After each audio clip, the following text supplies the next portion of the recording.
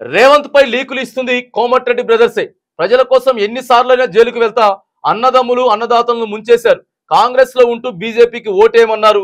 వాళ్ళ బండారం బయట పెడతా సూర్యాపేటలో మీడియాతో మాట్లాడినటువంటి జగదీష్ రెడ్డి, మాజీ మంత్రి జగదీష్ రెడ్డి, బీఆర్ఎస్ నేత మరి మాట్లాడుతాడు. రేవంత్ పై లీకులు ఇస్తుంది కోమటిరెడ్డి బ్రదర్సే. మొత్తం ఇక్కడ రేవంత్ గురించి, ఎందుకంటే రేవంత్ రెడ్డి ముఖ్యమంత్రిగా చేయడం కోమటిరెడ్డి వెంకటరెడ్డి బ్రదర్స్ ఎవరైతే ఉన్నారో వాళ్ళకి ఇష్టం లేదు.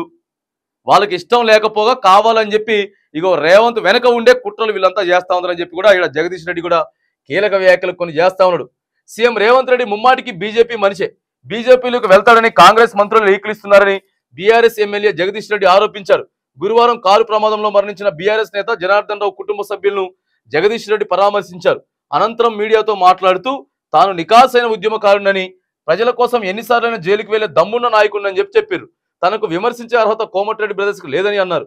వారిద్దరికీ బ్రోకర్లనే పేరుందని ఆగ్రహం వ్యక్తం చేశారు. అన్నదమ్ములు ఇద్దరు కలిసి నల్గొండ జిల్లాలో అన్నదాతలను మోసం చేశారని అన్నారు.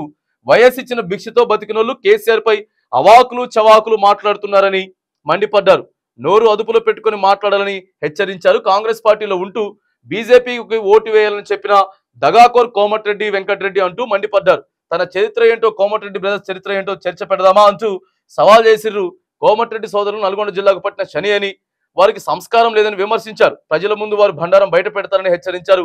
కేసీఆర్ జోలికి వస్తే తన్ని తరిమేస్తామని వార్నింగ్ కూడా ఇచ్చినట్టు. నికాస్ అయినటువంటి, నిజంగా బీఆర్ఎస్ పార్టీలో కీలకమైనటువంటి వ్యక్తి, నమ్మకమైనటువంటి వ్యక్తి, పార్టీని నమ్ముకొని కేసీఆర్ వెన్నంటే ఉండేటటువంటి వ్యక్తి మరి జగదీష్ రెడ్డి. మరి కోమటిరెడ్డి బ్రదర్స్ ఏందండి, ఎన్ని పార్టీలు మారిండ్రు?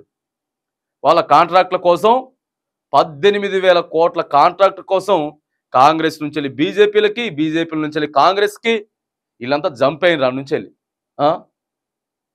జంప్ అయ్యి మళ్ళీ వీళ్ళంతా కూడా మళ్ళీ ఇప్పుడు మళ్ళీ జంప్ అయ్యేటటువంటి ప్రయత్నం చేస్తూ ఉన్నారు.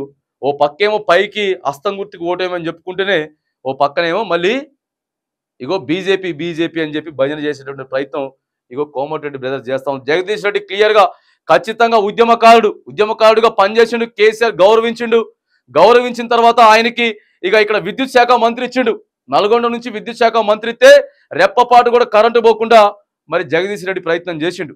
జగదీష్ రెడ్డి ప్రయత్నం చేసి 10 ఏళ్ల పాటు సుదీర్ఘంగా మరి ప్రజలకి నాణ్యమైనటువంటి విద్యుత్తునిచ్చేటటువంటి ప్రయత్నం ఎంతో మంది అవాకులు చవాకులు వేరీరు. పొట్టోడ్రా వాడెంత ఉంటాడు, 3.5 అడుగులు ఉంటాడు, వానికేం తెలుసు అంటే ఓ రోజు కేసీఆర్ మాట్లాడిండు. ఆయన విద్యుత్ శాఖ మంత్రి, ఒకసారి కరెంటు పట్టుకొని చూడండి, ఆయన వాల్యూ ఏంటో తెలుస్తుంది, ఆయన పవర్ ఏంటో తెలుస్తుంది అని చెప్పి కూడా కేసీఆర్ చాలాసార్లు మాట్లాడిండు. మరి జగదీష్ రెడ్డి గారితోనూ కోమటిరెడ్డి వెంకటరెడ్డి బ్రదర్స్ తో పోల్స్తే మాత్రానికి జగదీష్ రెడ్డి గారు ఏడో ఉంటాడు. వీళ్ళకి అందేటటువంటి పరిస్థితి ఉండదు. మరి నిన్న బీఆర్ఎస్ పార్టీ నేత మన నల్గొండ హైవే మీద ఆయన యాక్సిడెంట్ అయి చనిపోతే ఆయన పరామర్శించడానికి పోయి ఆడ మీడియా సభ్యులు మాట్లాడమంటే ఆయన క్లియర్గా మాట్లాడతాం, వీళ్ళంతా కూడా ఉండేటోళ్ళు కాదు, వీళ్ళంతా బీజేపీ పార్టీలోకి పోయేటోళ్ళే, వీళ్ళంతా బీజేపీ పార్టీలోకి పోదామని చెప్పి క్లియర్గా వాళ్ళే బహిరంగంగా మాట్లాడుకుంటా ఉన్నారని చెప్పి ఎంతమంది ఎన్ని కేసులు పెట్టినా కానీ ఇబ్బంది లేదు, ఇప్పటికే నన్ను కేసులు పెట్టే ప్రయత్నం చేస్తూ ఉన్నారు. కానీ నేను ఉద్యమకారుడిగా ఎన్నోసార్లు జైలుకు పోయొచ్చిన మళ్ళా కేసులు పెట్టుకుంటే ప్రజల కోసం జైలుకు పోయేందుకు తాను సిద్ధమే అని చెప్పి కూడా జగదీష్ రెడ్డి ఇక్కడ మాట్లాడుతూ ఉన్నాడు. మాక్పోల్లో బీజేపీకి ఎక్కువ ఓట్లు, వీవీప్యాట్ స్లిప్స్ లెక్కింపులో బయటపడిన భాగోతం, ఏడీఆర్ రిపోర్టుపై సుప్రీంకోర్టు విచారణ, ఎన్నికల ప్రక్రియలో స్వచ్ఛత ఉండాలి, వీవీప్యాట్ స్లిప్స్ లెక్కలివ్వండి, ఎన్నికల సంఘానికి సుప్రీం ధర్మాసనం ఆదేశం. ఇక్కడ చూడండి, మాక్పోల్లో బీజేపీకి ఎక్కువ ఓట్లు వచ్చినాయట. మిషన్లు ఎత్తే బీజేపీకి దాంట్లో ఎక్కువ ఓట్లు వచ్చినాయి. మరి వీళ్ళేమో కేవలం మిషన్లతోటే ఓట్లు వేసుకోవాలి, బ్యాలెట్ ఓట్లు వద్దంటారు వీళ్ళు. బ్యాలెట్ ఓట్లు వద్దని చెప్తే మరి ఆడ ఏం జరిగిందో చూడండి. ఎట్లుంటుందా అండి అసలు? అరే మీ ఓటింగ్ మిషన్ అంటే ఇంకేడ ప్రజాస్వామ్యం బతుకుంది? ఇప్పటికే ఆడ మొత్తుకుంటా ఉన్నారు. సోనియా గాంధీ, రాహుల్ గాంధీ వీళ్ళంతా మొత్తుకుంటా ఉన్నారు. ప్రియాంక గాంధీ కూడా మొన్న మాట్లాడింది, వాళ్ళకి చుచ్చు పడుతుంది పేపర్లలో బ్యాలెట్ ఓట్లు వేయాలంటే బీజేపీకి చుచ్చు పడుతుంది. మరి మిషన్లే కావాలి, ఎందుకంటే వాటిని ట్యాంపరింగ్ చేసుకోవచ్చు, మొత్తం వాళ్ళదే వ్యవస్థ, వాళ్ళదే కథ, కాబట్టి ట్యాంపరింగ్ చేసుకునే అవకాశాలు ఉందని కూడా ప్రతిపక్షాలు గగ్గోలు పెడతా ఉన్నాయి.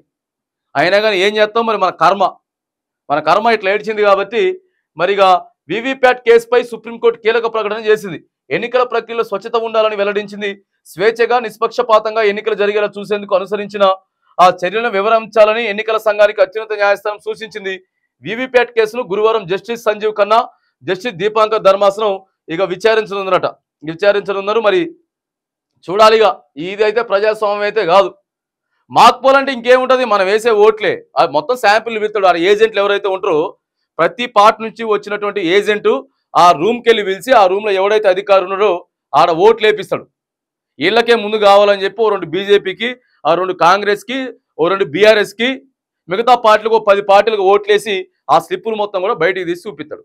ఆ స్లిప్పులు బయటికి తీస్తే మనం ఆడైతే ఏదైతే నొక్కినమో మరి అవి కనపడాలి. కానీ ఈడ బీజేపీకే పడుతుందంట. బీజేపీకే ఓటు పడేటటువంటి మరి కేసు ఇక ఆడ విచారణ జరుగుతూ ఉంది.